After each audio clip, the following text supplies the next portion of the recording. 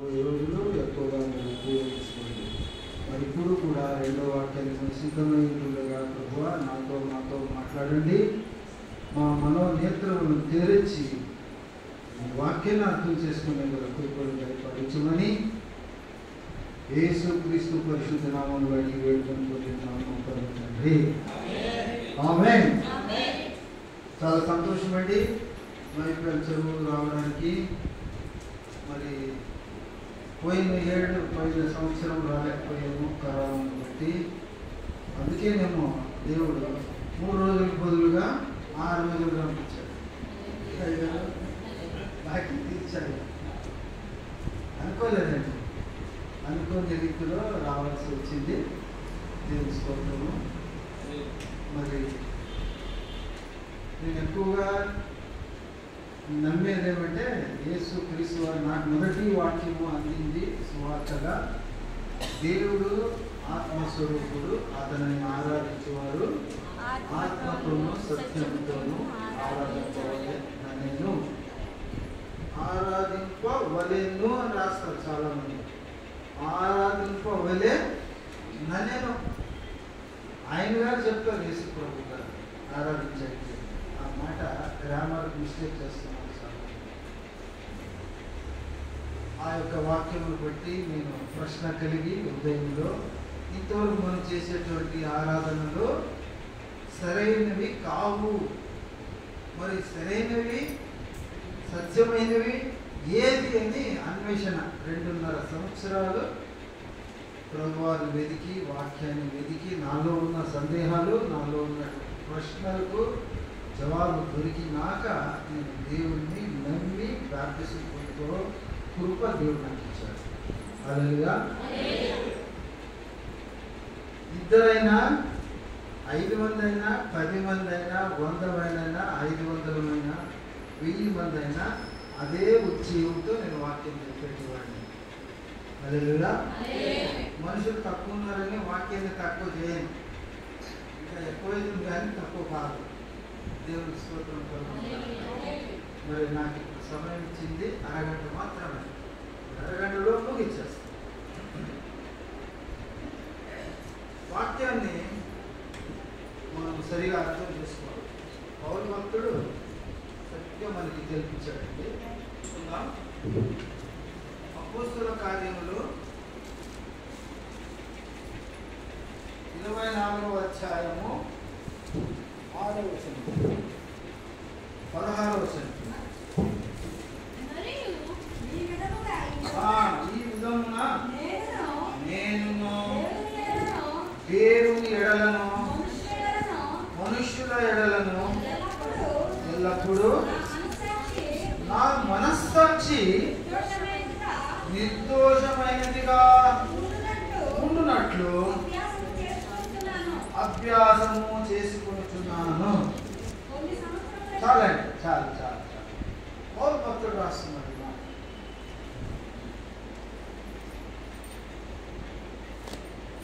ఇందులో key point, ప్రాముఖ్యమైన పదము, ప్రాముఖ్యమైన విషయం ఏమంటే మనస్సాక్షి. అందరూ చెప్పాలి. మనస్సాక్షి అంటే ఏమని ఒక నిమిషం లేదా 2 నిమిషాలు మీకు అవకాశం ఇస్తాము. దాని గురించి మీరు ఎవరైనా అవగాహన ఉంటే ఒక చిన్న దానికి బదులు చెప్పండి, జవాబు చెప్పండి, సమాధానం. మనస్సాక్షి అంటే ఏంటి? ఏంటమ్మా? హృదయం. వెరీ గుడ్, చాలా సంతోషం. ఇంకా ఒకరేనా చెప్పాలన్నమ్మా? మనస్సాక్షి అంటే సరే నేనే చెప్పేస్తాను. విషయం ఏమంటే మనిషి 3 భాగాలుగా విభజింపబడ్డాడు. 3 భాగాలు. మనిషి 3 భాగాలు. ఆ 3 భాగాలు ఏంటంటే ప్రాణము, ఆత్మ, శరీరం. ఈ 3 కలిస్తేనే మనిషి అయ్యేది. అవునంటారా? ఏ ఒక్కటి లేకపోతే కూడా మనిషి సంపూర్ణుడు కాడు. కన్ను లేకపోతే ప్రపంచం చూడలేదు, వెలుగు చూడలేదు కదా. అది శరీరమే. అలాగూ ప్రాణము, ఆత్మ, శరీరం 3 కలిసినప్పుడు మనిషిగా మారుతాడు.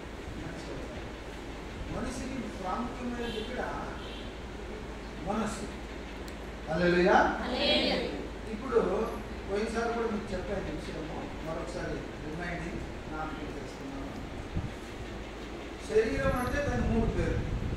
శరీరం అంటే శరీరము,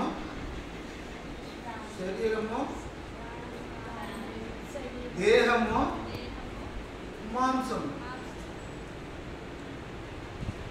శరీరము, దేహము, మాంసం 3 ఒకే సెక్షన్. అవునా? తర్వాత రక్తము, ప్రాణము, జీవము. ఆత్మ వేరు. రక్తము, ప్రాణము, జీవము ఈ 3 కలిసి ఒకే సెక్షన్.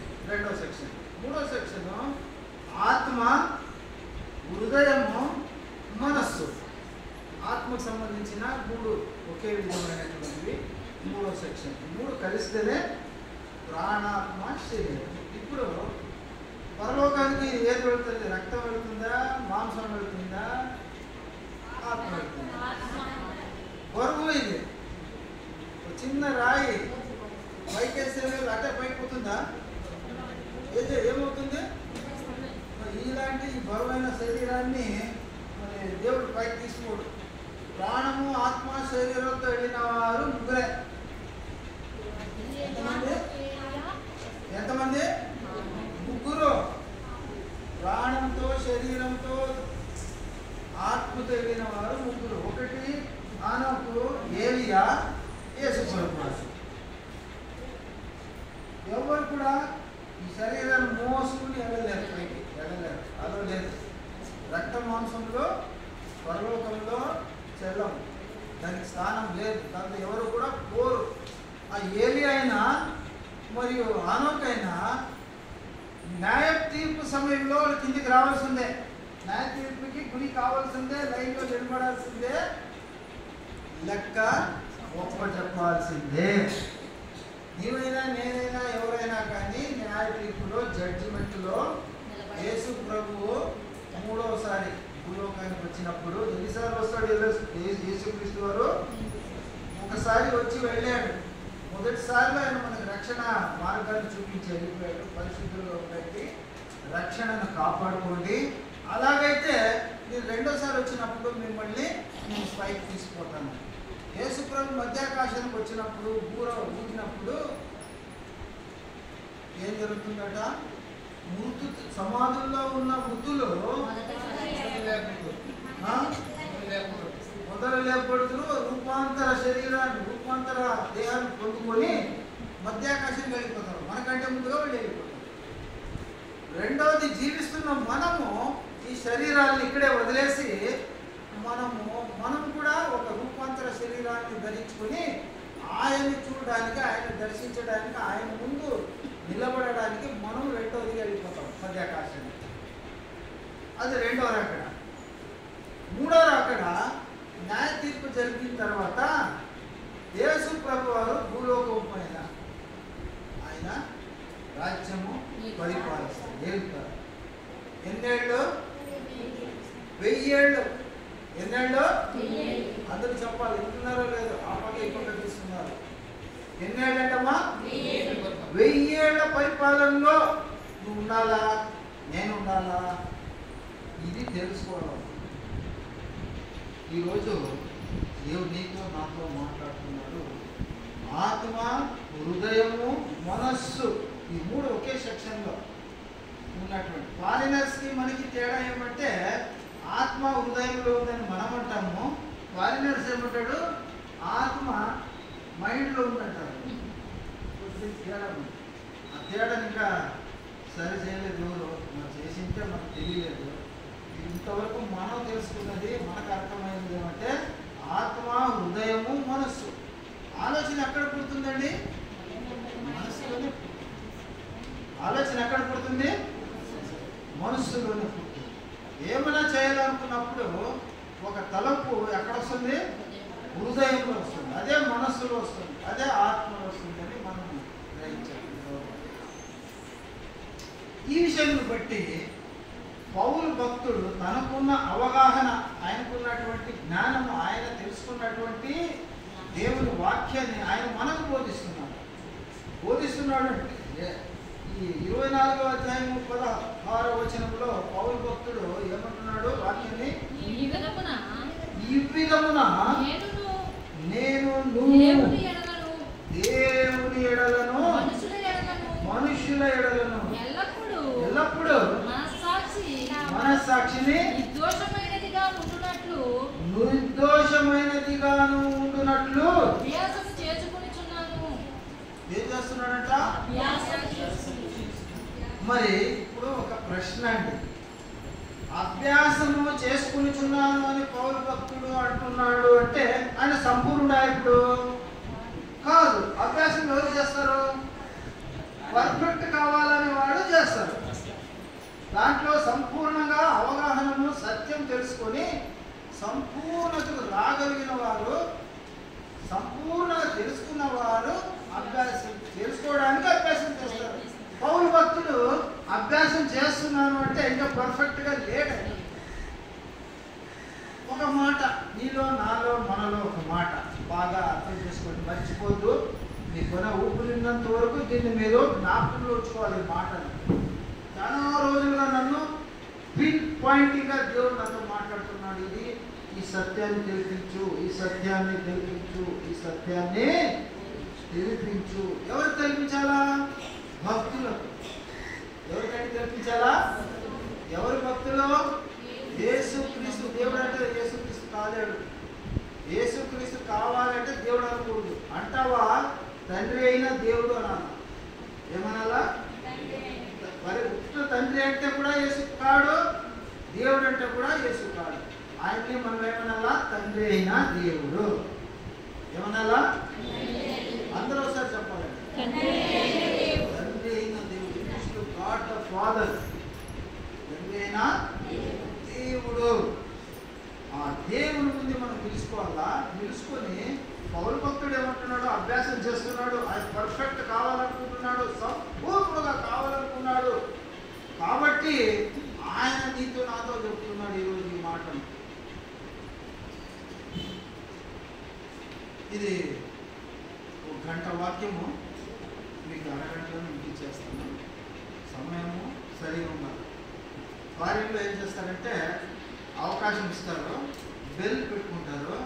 వాక్యం చెప్తుంటే కరెక్ట్ ఆ సమయానికి బెల్ కొట్టేస్తారు. అంటే నీ సమయం ముగిసిపోయింది, ముందుకు కొనసాగించినావా ఇంకోసారి నేను వాక్యం చెప్పడానికి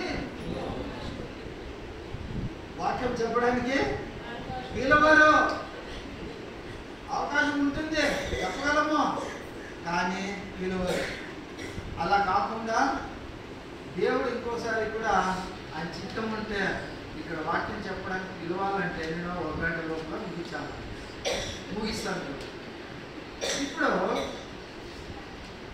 ఒకటో మాట మనం ఏం జ్ఞాపకం చేసుకున్నాం వాక్యంతో? ఇప్పుడు పౌలు భక్తుడు, అపొస్తలుడైన పౌలు భక్తుడు అభ్యసిస్తున్నాడు.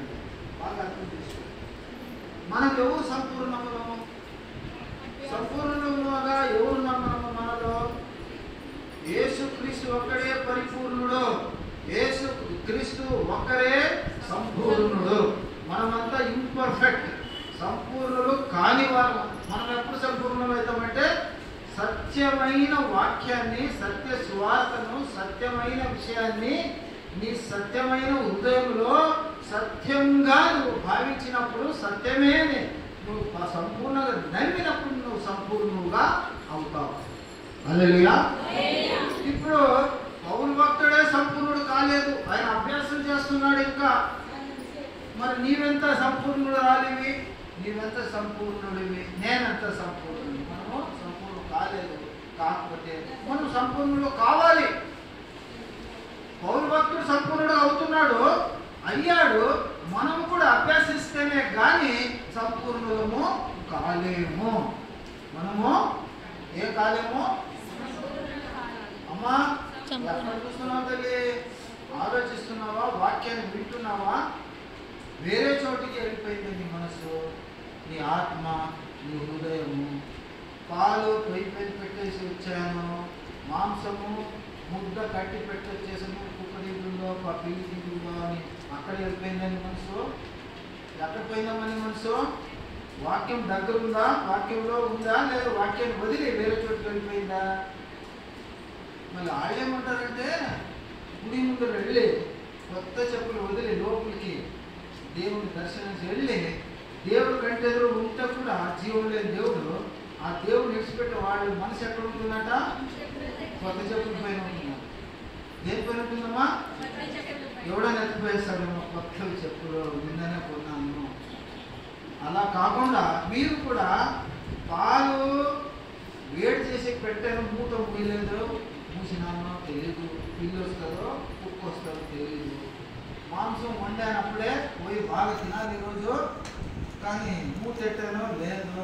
ఇటువంటి విషయాలపైన మీ యొక్క ధ్యానం ఉండకూడదు. ఎక్కడ చూడాలి? ప్రభు వైపు చూడాలి. మళ్ళా దేవుడు అంటున్నారు, మళ్ళా దేవుడు అంటున్నారు. దేవుడు అనకూడదు, తండ్రి అయిన దేవుడు అనాలి, లేదా క్రీస్తు వారు అనాలి, యేసు క్రీస్తు అనాలి, లేదా నజరేయుడైన యేసు క్రీస్తు వారు అనాలి. హల్లెలూయా. మన యొక్క మనసు ఎక్కడ ఉండాలి ఇప్పుడు?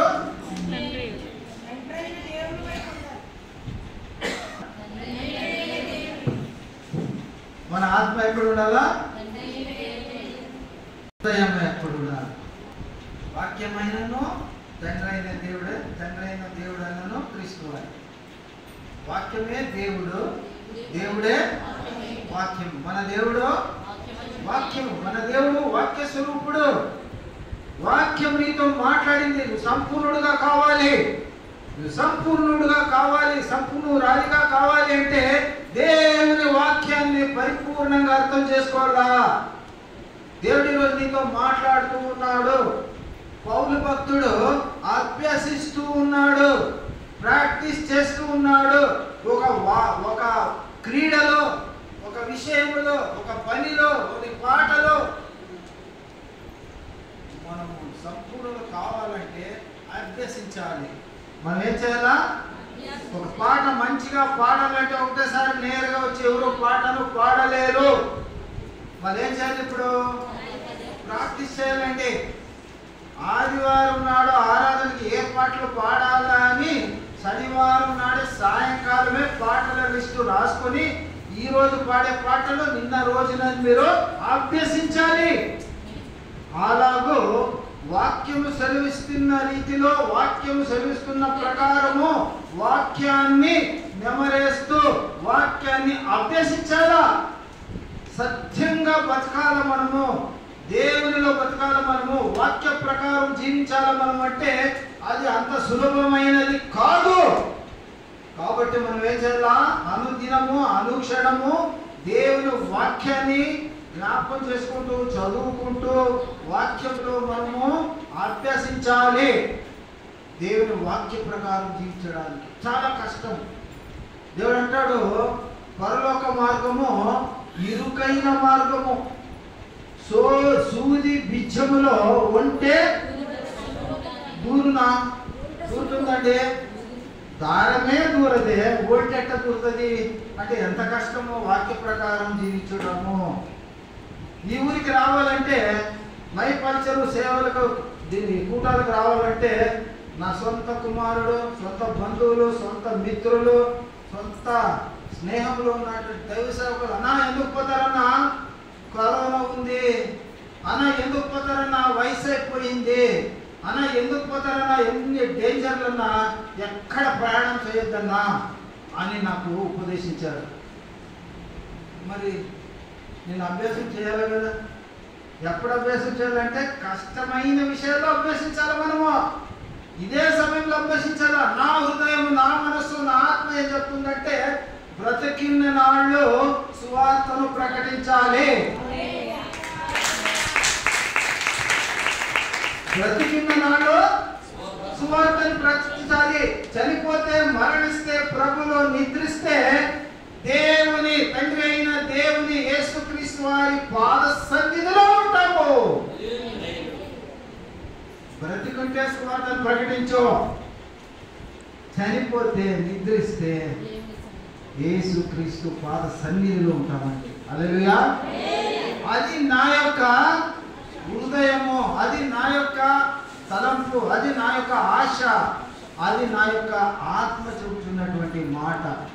హల్లెలూయా. దేవునికి స్తోత్రం కలుగును గాక.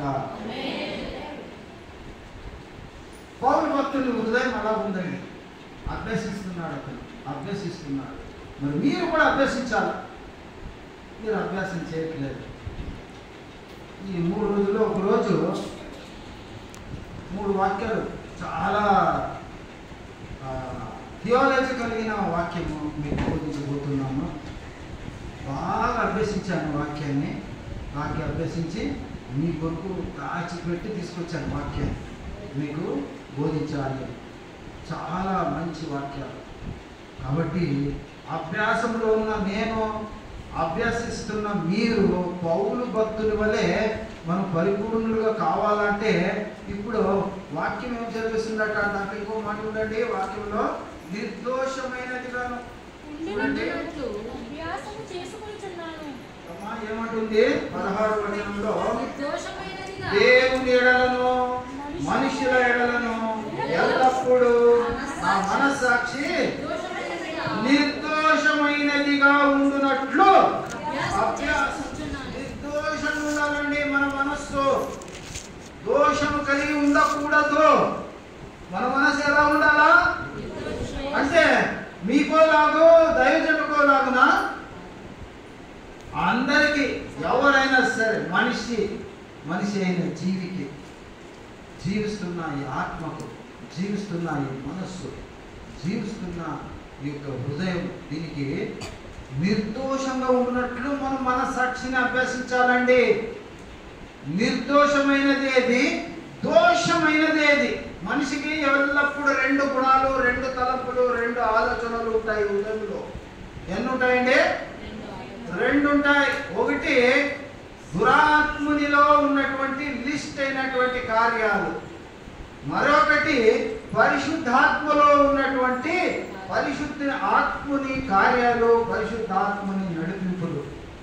మనం ఏదైనా ఒక విషయం తీసుకున్నామంటే అది సత్యమైనదిగా ఉండాలా, కానీ అవి 2 విధాలుగా ఉంటాయి. సత్యమైనదిగా ఉంటుంది, అసత్యమైనదిగా ఉంటుంది, నిజమైనదిగా ఉంటుంది, అబద్ధమైనదిగాను ఉంటుంది. ఒక తలంపు, ఒక్క విషయము. మన జయరాజయ్య గారు ఉన్నారు. మిమ్మల్ని అంటే మీకు కోపం వస్తుంది. వద్దు, ఉదాహరణకి జయరాజయ్య గారు నేనేమన్నా ఊర్చుకుంటాను. కాబట్టి నేను జయరాజయ్య గారిని నోటికి వచ్చినట్లు తిట్టేస్తాను. నాకున్న బలహీనతను బట్టి, నాకున్నటువంటి రోగమును బట్టి, నాకున్నటువంటి అజ్ఞానమును బట్టి, నాకున్నటువంటి నా మనసు కలిగినటువంటి ఒక జీవితమును బట్టి అయ్యగారిని నేను తిట్టేస్తాను. తిట్టి అయిపోయింది. ఆయన నన్ను మన్నించాడు. అప్పుడే మన్నించాడు, క్షణంలోనే మన్నించాడు. ఎందుకంటే వాక్యాన్ని పరిపూర్ణంగా ఆయనలో అభ్యసించాడు. ఆయన పరిపూర్ణుడైనాడు కాబట్టి నన్ను క్షమించాడు. కానీ ఆయన తిట్టిన తర్వాత, ఆయన్ని మరి కొట్టిన తర్వాత నా మనసు పలుకుతుందండి. మీరెవరే కానీ ఎప్పుడైనా కానీ ఏమైనా కానీ మాట్లాడినప్పుడు, ఏ యొక్క కార్యమైనా కానీ మీరు చేసినప్పుడు వెంటనే మీ మనసు సాక్షి పలుకుతుందండి. హల్లెలూయా. ఏమని పలుకుతుంది? అయ్యో జయరాజయ్య గారు సేవకుడే, అయ్యో జయరాజయ్య గారు దేవుని దాసుడే, నేను ఇలాగ తిట్టేశానే, నేనాలో అన్నానే, ఇలాగ కొట్టేశానే అని నా మనసు పలుకుతుందండి. ప్రతి వారి మనసు పలుకుతుందండి. ఎవరి మనసు పలుకుతుందండి? ప్రతి వారు. మీ మనసు, మీ అందరి మనసు, నా మనసు, ప్రపంచంలో ఉండే ప్రతి మనసు పలుకుతుండే ఏమని? ఇది తప్పు, ఇది సరికానిది, ఇది కానిది. అందిందా మీకు ఎప్పుడైనా? ఎవరినైనా మీరు అనుకున్నారు, తిట్టలేదు, కొట్టలేదు అయినా మీ మనసులో వారి గురించి మీరు వేరే ఒక విధంగా అనుకున్నారు. అనుకున్నది తప్పు. ఒప్పు మన హృదయంలో ఉంది, కానీ అది తప్పు ఒప్పు అని చెప్పేదే మన సాక్షి. ఈ వాక్య ప్రకారమైనది, ఇది వాక్యానికి విరుద్ధమైనది అని పలికేదే ఆత్మ. మనమేమో చేసేస్తాము, మనమేమేమో అంటాము, దైవజనుని దూషించేస్తాం, మనం చర్చని దూషిస్తాం, మనం పరిస్థితులను దూషిస్తాం. తర్వాత మనస్సాక్షి మనతో మాట్లాడుతుంది. ఏం మాట్లాడుతుంది? ఇది సరి, ఇది తప్పు, ఇది కాదు, ఇది అవును అని మన మనసు మాట్లాడుతుంది. అదే మనస్సాక్షి. హల్లెలూయా. ఆ పలికేది మనము ఎవరి ఎదుట పలకాలా? దేవుని ఎదుటను మనుషుల ఎదుటను మనము పలకాల. పలుకుతుంది మనం సరైన చేసింది తప్పు, తప్పు, ఇది సరి కాదు, ఇది సరి, ఇది వాక్య ప్రకారం మేము అనాల్సింది, మాట్లాడాల్సింది. నోరు దేవుడిచ్చాడు. నోరు ఎవరిచ్చారు? దేవుడిచ్చాడు. కన్నులు ఎవరిచ్చారు? దేవుడిచ్చాడు. ముక్కు, చెవి, ప్రతి అంగాన్ని ఇచ్చిన వాడు దేవుడు.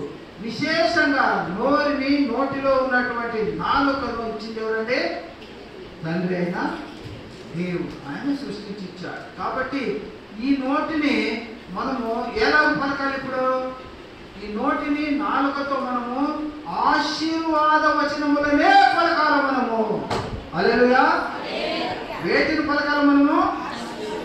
అది వదిలి దేవుని వాక్యముగా కాకుండా, ఆశీర్వాద వచనము కాకుండా వేరే విధంగా బూతులు లేదా వాడిని కక్షగా కలిగిన మాటలు, అసూయ కలిగిన మాటలతో మనం నాలుకతో మాట్లాడకూడదు. దేవుడిచ్చిన ఈ నాలుకను, ఈ అంగాన్ని దేవుని మహిమపరిచే రీతిలో మనం మాట్లాడాలి.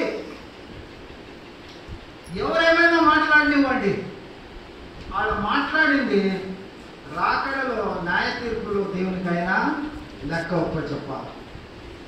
చెడ్డని మాట్లాడి, ఏదైనా మాట్లాడి, బూతులు మాట్లాడి, ఏదైనా మాట్లాడని దానికి ఆయన లెక్క ఒప్పచెప్పాలి. కానీ నీవు చెదరొద్దు, బెదరొద్దు.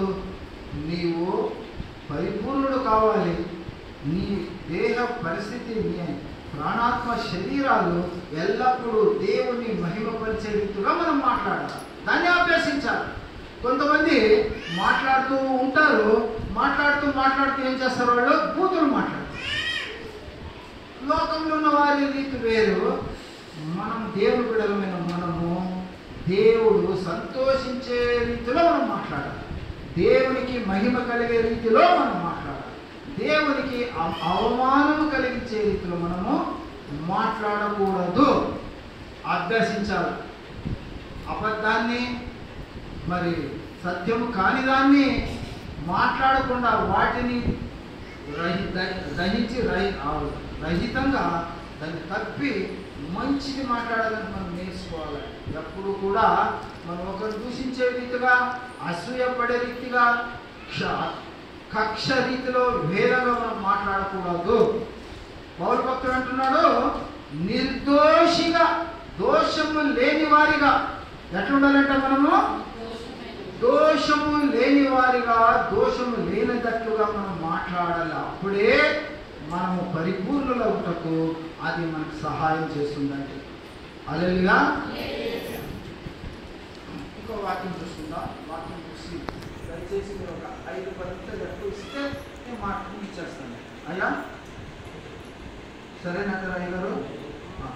సరే, ఇప్పుడు రెండో వాక్యాన్ని ఇంకా 9వ అధ్యాయం 14వ వచనం.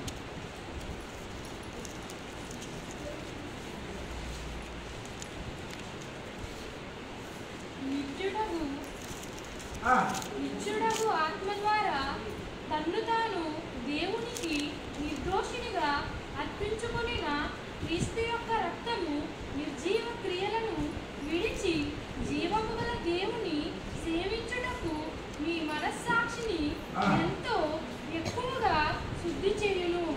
ఆమేన్. 9వ అధ్యాయము 14వ వచనం. హెబ్రీయులకు రాసిన పత్రిక.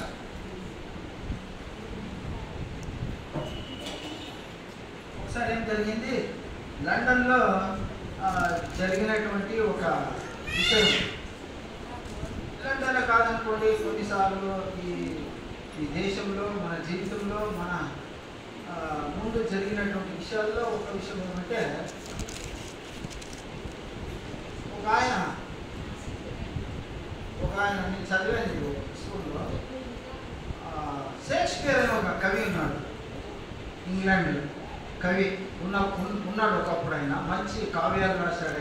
ఆయన ఒక కావ్యంలో రాశాడు. ఒక సైన్యాధిపతి భార్య ఆశ కలిగిందట. సైన్యాధిపతి భార్య లేదా ఒక విశ్వాసి భార్య ఆమెకు ఆశ కలిగింది ఏదో పొందుకోవాలని. అక్కడేం జరిగిందంటే ఆమెకు రాణి కావాలని ఒక ఆశ వచ్చింది. ఇప్పుడు ఏం చేయాలా? భర్తకు చెప్పి నేను రాణి కావాలా, నాకు అది తెలియదు. లేదా భార్యకి బంగారు నెక్లెస్ కావాలని ఆశ కలిగింది. ఇప్పుడు ఏం చేయాలి? భర్త ఆయన దుడిమి ఆదాయం అంత లేదు. ఇప్పుడు ఏం చేయాలి? ఆయన దొంగతనం చేయాలా? ఎవరైనా కొట్టి మర్డర్ చేసి దొంగతనం చేయాలా? ఏదైనా ఆశలు 4 అండి. ఎన్ని ఆశలు? 4 రకాలుగా ఉన్నది. ఆశ చెప్పండి. ఆశ మీరందరికీ నేను చెప్పినట్టే చెప్పండి. ఆశ, అతి ఆశ, దురాశ, నిరాశ. ఎన్ని ఉన్నాయండి ఆశలు? ఎన్నున్నాయి చెప్పండి మరి. ఆశ తర్వాత అతి ఆశ, తర్వాత దురాశ, కడకు నిరాశ. మర్చిపోవద్దు ఎప్పుడు కూడా నిరాశ చెందే విషయాలకి మీరు ఎప్పుడు మనసులో ఆస్పదం ఇవ్వద్దండి, అవకాశం ఇవ్వకండి. మీరు ఆశనే కలిగి ఉండాలా. ఈ అతి ఆశ, దురాశ, నిరాశ కలిగి ఉండకూడదు. అవి అన్నీ కూడా దుఃఖానికి చేటు, మనల్ని నరకానికి చేర్పించే ఒక మార్గానికి నడిపిస్తాయి అవి. కాబట్టి మనిషి ఎట్లా ఉండాలంటే ఆశ కలిగి ఉండాలి. ఆశ కలిగి ఉండాలి. విశ్వాసి ఎలా ఉండాలా? ఆశ కలిగి ఉండాలి. దేని కొరకు ఆశ కలిగి ఉండాలా? దేవుని వాక్యము కొరకు, వాక్య ప్రకారం జీవించుట కొరకు, నిత్య జీవం పొందుట కొరకు మనము ఆశ కలిగి ఉండాలి. దుప్పికి ఏం ఆశ ఉంది? నీరు కావాలి దానికి. నీరంటే ఏంటి? నీరంటే వాక్యము. నీరంటే మనమందరం కూడా వాక్యానికి ఆశ కలిగి ఉండాలి. ఏ వాక్యము ఈరోజు, ఏ వాక్యము ఈ ఆరాధన, ఏ వాక్యము ఈ కూటాల్లో, ఏ వాక్యము ఈ ప్రార్థనల్లో దేవుడు నాతో మాట్లాడబోతున్నాడు అని మీరు ఆశ కలిగి రావాల ప్రార్థనకు. హల్లెలూయా. ఏం కలిగి రావాలా? ఆశ కలిగి రావాలి. అటువంటి ఆశ ఇప్పుడు ఏమైంది? ఆమెకి ఒక సైన్యాధిపతి భార్యకి దురాశ కలిగింది. మహారాణి కావాలంట. ఆయన ఏం చేశాడు? ఓకే అన్నాడు. భార్య మాటకు ఏమన్నాడు? నేను రాణిగా చేస్తానన్నాడు. రాజుని చంపేశాడు. ఏం చేశాడు? రాజుని చంపేశాడండి. ఎంతోమంది మినిస్టర్ దగ్గర ఉండే వాళ్ళు చంపేస్తారు, తెలిసేలేదు బయటికి. అట్లా రాజుని చంపేశాడు. రాజు చనిపోయాడు. ఇతను రాజు అయిపోయాడు. రాజు అయిపోయి సింహాసనం మీద కూర్చున్నప్పుడు ఆయన మనసు సాక్షి పలుకుతా ఉంది. అయ్యో నేనేం చేశాను? దోషమైన పని చేశాను కాబట్టి ఈరోజు రాజు అయిపోయింది. నేను చేసింది తప్పు, నేను చేసింది సరికాదు, నేను ఈ కార్యం చేయకుండా ఉండాల్సింది అని అతను చేతులు చూసుకున్నాడు. చేతులు ఏం చేసేవి? చంపేసేది. చంపడం వల్ల ఆ చేతులకి ఏం జరిగింది? ఇప్పుడు రక్తం, దోషం వచ్చేసింది. ఇప్పుడు ఆ దోషం పోవాలని ఆయన ఏం చేశాడంట? ఎన్నో అత్తరులు, ఎన్నో సెంటులు, ఎన్నో పర్ఫ్యూమ్లు తెచ్చి చేయిని కడుక్కున్నాడంట. కడుక్కుంటే అది పోయిందా? పోదు, పోదు. ఏ ద్రవ్యం తెచ్చి నువ్వు కడిగినా నీవు చేసిన దోషపు పనులు, నువ్వు చేసిన పాపములు కడగబడవు. కానీ ఇప్పుడు మనం చదువుకున్న వాక్యంలో ఏం చెప్తుంది? వాక్యం సెలవిస్తా ఉందంటే ఈ లోకంలో దేనితోనూ నీవు చేసినటువంటి దోష కార్యములు కడగబడవు, కానీ యేసు రక్తములో కడగబడితే నీవు నిర్దోషం అయిపోతావు. దేంట్లో కడగాలా? యేసు రక్తంలో కడగాలండి. వాక్యంలో సెలవిచ్చింది. ఇంకో మరోసారి చదవండి. 9:14. తన్ను తాను దేవునికి నిర్దోషినిగా క్రీస్తు యొక్క రక్తము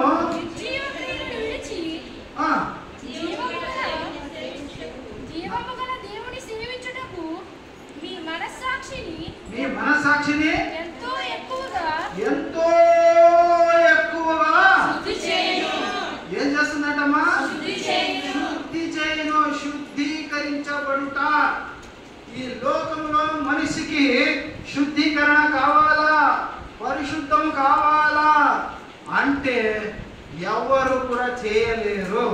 దేనితోనూ కూడా నీ శుద్ధురాలివి కాలేవు. పరిశుద్ధులైన వారు అనుకున్న వారు దైవజనులైనా సరే, ఏ రెవరెండ్ అయినా సరే, ఏ డాక్టర్ అయినా సరే, ఏ బిషప్ అయినా సరే, ఏ పోప్ అయినా సరే, ఎవరైనా సరే, ఏ స్థానంలో ఉన్నవారైనా సరే, నిర్దోషులు కావాలి అంటే నీ చేతులు, నీ మనస్సు, నీ ప్రాణాత్మ శరీరాలు, నీ అంగాంగాలు శుద్ధి చేయబడాలి. ఏం చేయబడాలమ్మా? శుద్ధి చేస్తేనే గాని. దేనితో శుద్ధి చేయాలి? ఇప్పుడు క్రీస్తు యొక్క రక్తము చేత శుద్ధింపబడాలి, శుద్ధి చేయబడాలి.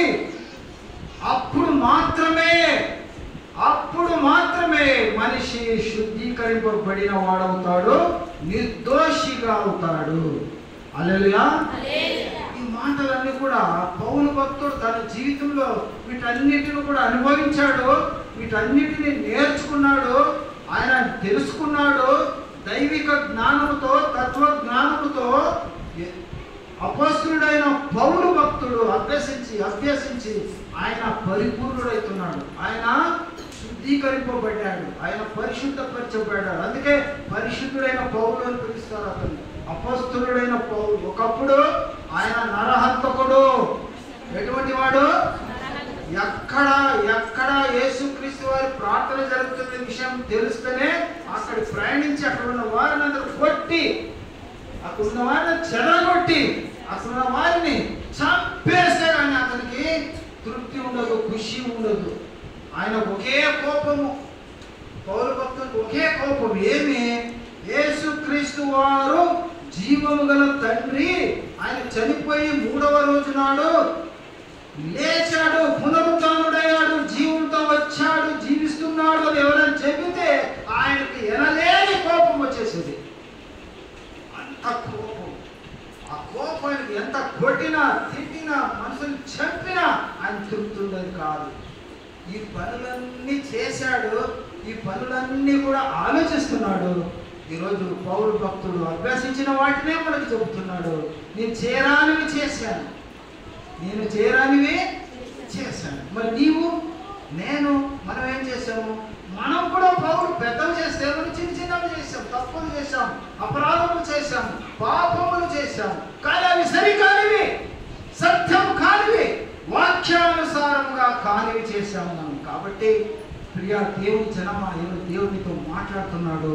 నువ్వేం చేయాలి? ఇప్పుడు అభ్యసించాలి. వాక్య ప్రకారం జీవించుటకు కష్టమైనా సరే, నష్టమైనా సరే, ఏదైనా సరే నీవు అభ్యసిస్తే గానీ నీవు పరిపూర్ణుడుగా కాలేవు. ఇంగ్లీష్లో అంటాడు ఒక మాట, practice makes man perfect. Practice చేస్తే గానీ నువ్వు పర్ఫెక్ట్ కాలేవు. నువ్వు అభ్యసిస్తే గానీ నువ్వు పర్ఫెక్ట్ కాలేవు. నువ్వు అభ్యసిస్తే గానీ నీవు సంపూర్ణురాలిగా కాలేవు. కాబట్టి ఈ రోజు మొదలుకొని నీ శేష జీవితము, నీ కొన ఊపిరినంత వరకు నువ్వు అభ్యసిస్తూ ప్రతిరోజు చేసిన పనిని ఒక్కసారి తిరిగి నువ్వు దాన్ని అభ్యసించు. నేను చేసింది కరెక్టా, తప్ప, రాంగా, ఏం చేయాల్సి ఉంటుంది, ఏది సరి, ఏది సత్యం, ఏది అబద్ధము, దీన్ని పరిశీలించాలా. ప్రతిసారి, ప్రతి క్షణం, ప్రతి దినము కూడా రాత్రి పడుకునే ముందు నువ్వు చేసిన వాటిని, నువ్వు మాట్లాడిన మాటలను నువ్వేం చేయాలి? ఇప్పుడు పరీక్షించాలి. అదే అభ్యాసం. పరీక్షించడమే అభ్యాసం. నువ్వు చేసిన తప్ప ఇంకోసారి అటువంటి తప్పు చేయకుండా ఉండడానికి నువ్వు ప్రాక్టీస్ చేయాలి, నువ్వు అభ్యసించాలి. మరి అదే ఆట, ఏ ఆట? అదే ఆట, పాత ఆట.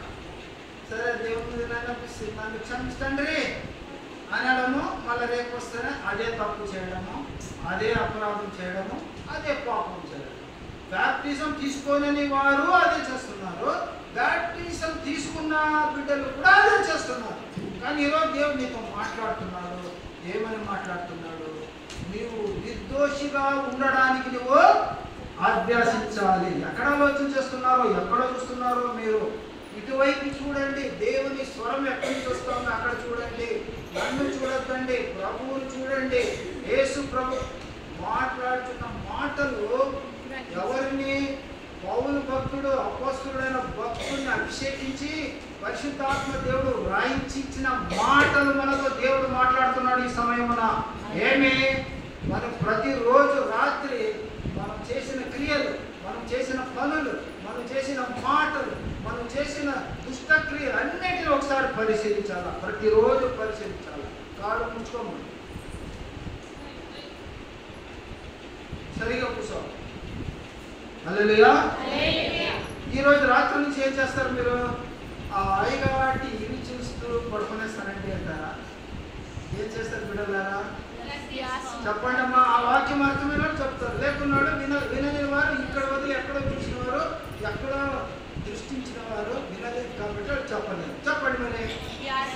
ఈరోజు రాత్రి నుంచి ఏం చేస్తారు మీరు? అభ్యాసం చేస్తారు. చెప్పండి అందరూ. ఈ రోజు రాత్రి నుండి, ఈ రోజు రాత్రే కాదు, ఈ క్షణము నుండి, వాక్యము విన్నప్పటి నుండి నన్ను నేను పరీక్షించుకుంటాను, వాక్యముతో పరీక్షించుకుంటాను, అభ్యసిస్తాను. చేసిన తప్పుని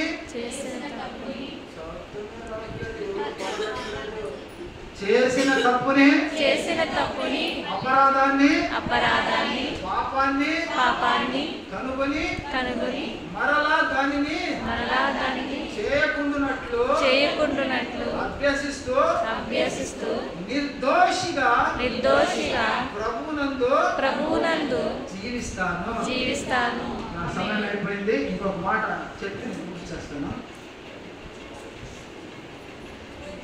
అపోస్తల కార్యములో 23వ అధ్యాయము 1వ వచనం. అపోస్తల కార్యములో 23వ అధ్యాయము 1వ వచనం. గట్టి చదవాలి.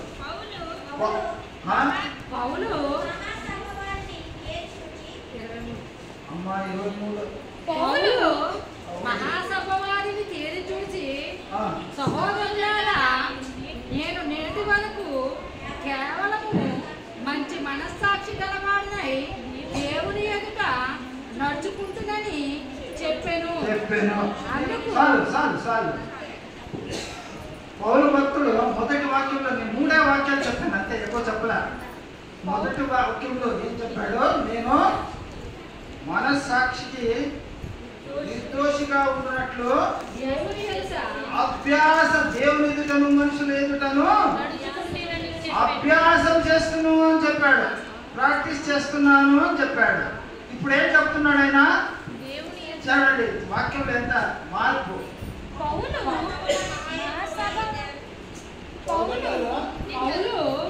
మహాసభ వారిని తేరి చూసి, సహోదరులారా, నేను నేటి వరకు కేవలము మంచి మనస్సాక్షి గలవాడనై దేవుని ఎదుట నడుచుకుంటునని చెప్పాను.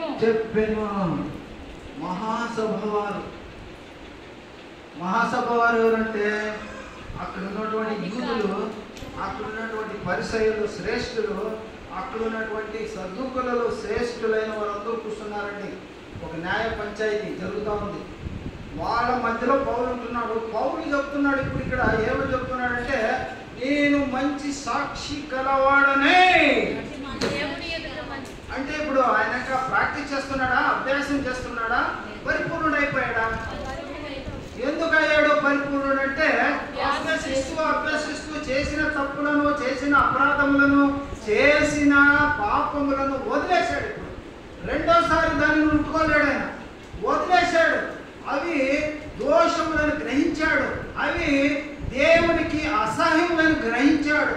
దేవునికి ఇష్టడై ఉండాలంటే నిర్దోషిగా పరిశుద్ధుడుగా ఉండాలని గ్రహించాడు. వాక్య ప్రకారం జీవించాలని గ్రహించాడు. కాబట్టి పౌలు భక్తుడు ఏమంటున్నాడు? మనస్సాక్షి గలవాడనే ఉన్నాను. ఎట్లున్నాడండి? మనస్సాక్షి గలవాడనే ఉన్నాను. చాలా అర్థగర్భితమైన మాటలు. సమయం లేదు కాబట్టి, వివరించడానికి సమయం లేదు కాబట్టి మనం క్లుప్తంగా కొద్ది సమయంలో ముగించుకునేస్తాం. మనం ఇప్పుడు మీరు కూడా మీలో ఒక నా వేడుక, మిమ్మల్ని నేను దేవుని వాక్యంలో బలపరచడానికి చెప్తున్నాను. మీరు సంపూర్ణులు కావాలని చెప్తున్నాను. ఎత్తబడే సంఘములో అంటే సార్వత్రిక సంఘములో మీరు చేర్చబడాలి. పరిశుద్ధుల పట్టిలో మీరు ఉండాలి. దోషుల పట్టిలో ఉండకుండా నిర్దోషుల పట్టిలో మీరు ఉండాలని మిమ్మల్ని బలపరచడానికి వాక్యాన్ని నేను బోధిస్తున్నాను. మనము నీవు నేను మనము సంఘము మనం ఎలా ఉండాలంటే దోషం లేకుండా పరిశుద్ధులుగా సంపూర్ణులుగా ఉంటేనే కానీ మన మనస్సాక్షి ప్రతి క్షణము కూడా మనం చేసే పనులు, మనం మాట్లాడే మాటలు అవి సరైనవా కాదా, దేవునికి ఇష్టమైనవా కావా, వాక్యానుసారమైనవా కావా అని గ్రహించి తప్పులు, అపరాధములు, పాపములు మరలా చేయకుండా పరిశుద్ధమైన వాటినే చేపట్టి పరిశుద్ధమైన మాటలే, ఆశీర్వాదకరమైన మాటలే, క్రీస్తు వారికి మహిమ తెచ్చే మాటలనే మీరు పలకాలని, మీరు అభ్యసించి పరిపూర్ణులు కావాలని దేవుడు ఈరోజు ఈ మాటలు మీకు బోధిస్తున్నాడు. కాబట్టి వీటినే మీరు అభ్యసించి పరిపూర్ణులు కావాలని కోరుకుంటూ మిమ్మల్ని సంఘాన్ని దేవుని పరిశుద్ధమైన పాదాలకు చెప్తూ ఈ వాక్యము దీంచబడినట్లు మిమ్మల్ని నేను హెచ్చరిస్తున్నాను. దయచేసి అందరూ కళ్ళు మూసుకున్నట్లయితే మనం ప్రార్థించుకుందాము. దయచేసి అందరూ కూడా కళ్ళు మూసుకోవాలి. దేవాది దేవ, రాజాది రాజా, యేసు రాజా, సర్వశక్తివంతుల, సర్వోన్నతుల, సర్వాధికారి, సర్వలోకమును మాటలు సృష్టించినటువంటి మా మంచి తండ్రి, పరిశుద్ధుల, ప్రేమగల తండ్రి, మా మంచి కాపరి, మా ప్రాణప్రియుడ యేసయ్య, ఈ యొక్క సభ్యత రోజున నా తండ్రి మీరు మాతో మాట్లాడిన వాక్యంలో పెట్టి స్తోత్రాలు, వందనాలు. చేరవచ్చిన ప్రతి బిడ్డను దీవించండి, ఆశీర్వదించండి. సంఘమును దీవించండి, ఆశీర్వదించండి. ఈరోజు ఆరాధనకు రాని బిడ్డలను మీరు దీవించండి, ఆశీర్వదించండి. ప్రభా వారందరినీ కూడా పాద సన్నిధిలో తెస్తున్నాను. దైవజనాన్ని దీవించండి, ఆశీర్వది. సంఘ కాపరిని దీవించండి, ఆశీర్వదించండి. సంఘాన్ని స్థాపించిన సంస్థాపకులను దీవించండి, ఆశీర్వదించండి. దీనులమైన దాసులమైన అమ్మగారిని, నన్ను సేవలను దీవించండి, ఆశీర్వదించండి. మనమందరూ కూడా మీ ముందు నిలబడి అపరాధుల పట్టిలో కాకుండా నాయన నిర్దోషుల పట్టిలో, పరిశుద్ధుల పట్టిలో ఉంచినందుకు స్తోత్రాలు, వందనాలు. వాక్యంతో నన్ను మమ్మలను హెచ్చరించినందుకు స్తోత్రాలు, వందనాలు. చేరవచ్చిన ప్రతి బిడ్డను వారి మనస్సుతో, హృదయంతో, ఆత్మతో మాట్లాడండి. వారిని పరిపూర్ణులుగా చేయుటకు ప్రేరేపించండి. అయ్యా మీరు అక్కడ ఎప్పుడుందో మాకు తెలియదు.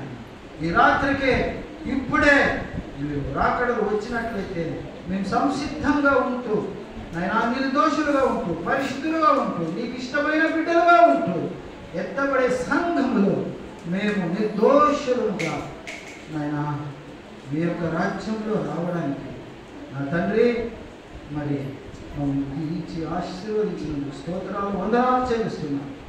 ప్రభా ఇంత ముందు 3 రోజులు మీటింగ్లు జరగనట్టుగా రావాల్సి వాళ్ళందరూ సకల ఊళ్ళను తెచ్చి ఈ కార్యమును ఈ యొక్క సంఘం వారు చేపట్టినటువంటి కూటములను తీర్చి ఆశీర్వదించి ఆయన లోతైన సత్యాలతో మీరు మాట్లాడి బలపరిచి ఆయుక్తపరచండి. నిత్య జీవానికి వారిని ప్రభావం తయారు చేసి ఎత్తబడే సంఘంలో మీరు బిడ్డలను నిర్దోషుల పట్టిలో ఉంచి, పరిశుద్ధుల పట్టిలో ఉంచి కాచి కాపాడిన స్తోత్రాలు, వందనాలు చెల్లిస్తున్నాను. ఈ యొక్క ఆరాధనను, ఈ యొక్క మందిరాన్ని, సంఘాన్ని, దైవజనులు మీకు అప్పచెప్తూ నజరేయుడైన యేసుక్రీస్తు వారి పరిశుద్ధ నామం అడిగి వేడుకుంటుంది నా పరమ తండ్రి, ఆమేన్. కూడా